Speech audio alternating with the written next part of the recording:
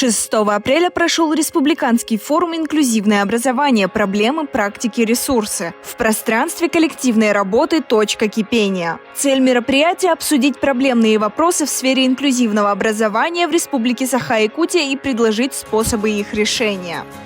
Наше мероприятие началось очень динамично. Как мы все знаем, педагоги очень пунктуальные люди, все пришли вовремя, никто не опоздал. И что самое главное, в первой нашей части мы познакомились и начали формировать проблемное поле, в рамках которого мы будем работать на нашем мероприятии для того, чтобы искать ресурсы для решения тех проблемных моментов, которые есть. Да, очень важно выражать свое мнение экологично и желательно анонимно, потому что те вопросы, которые мы подсвечиваем, могут звучать несколько противоречиво.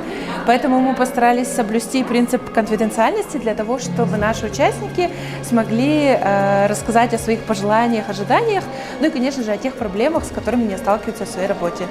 В первой половине участникам провели открытие форума, тренинг на знакомство, планерное заседание с формированием проблемного поля. И мне очень радует, что обратили, в последнее время обратили внимание на детей с ОВЗ. Потому что, когда я начинала работать, этих детей считали что-то больные дети, и мы все были ограничены, про нас вообще ничего не знали.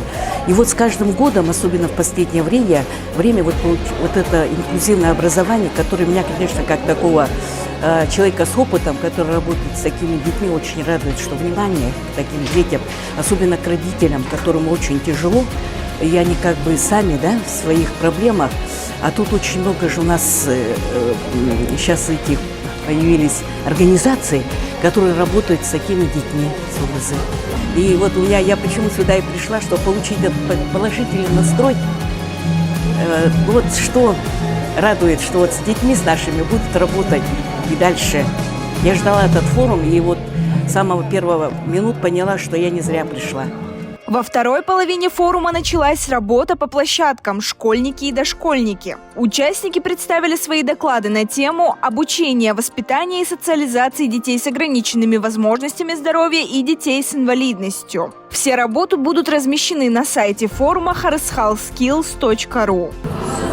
Я думаю, у этого форума очень хорошие перспективы, потому что здесь собрались люди, которые объединены одной идеей стереть границы между детьми, которые дети нормотипичные, дети с ОВЗ, и в их силах как раз-таки разрушить барьеры и сделать мир таким миром без границ. Как ни странно, это даже больше нужнее тем детям нормотипичным, потому что дети, обучаясь со своим одноклассником, который имеет какие-то проблемы здоровья, ограниченными возможностями здоровья, он становится добрее, терпимее, он видит его каждый день, и мир становится гуманнее благодаря такой инклюзии. Также в рамках мероприятия состоялась презентация образовательного центра Harskhalls Skills. Форум завершился подведением итогов и утверждением резолюции. Мы хотели бы подготовить в рамках нашего форума резолюцию для того, чтобы те проблемные вопросы, которые есть и были обозначены, чтобы мы предложили пути их решения. То есть мне кажется, что смысл любого динамичного процесса заключается в том, что мы смело смотрим на те вызовы, с которыми мы сталкиваемся.